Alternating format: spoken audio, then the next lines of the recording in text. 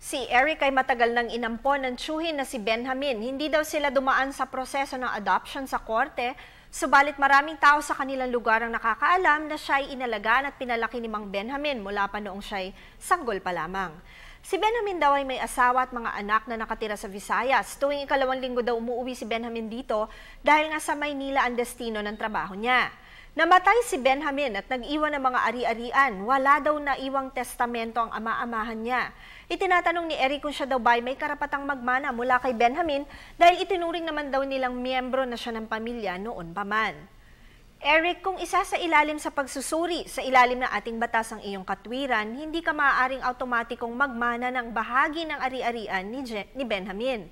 Ayon sa Article 887 ng ating Civil Code, nakasaad na mga sumusunod lamang ang itinuturing na automatikong tagapagmana ng isang yumao, lalo pat wala itong ginawang testamento. Una, ang mga lehitimong mga anak at kanilang mga anak, with respect sa kanilang mga magulang na lehitimo at sa mga magulang ng nahuli pa.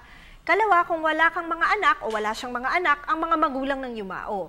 Ikatlo, ang byuda o byudo ng namatay. At ang ikaapat, ang acknowledged natural child o anak sa labas sa kasal ng kanyang kinikilala niya bilang kanyang anak.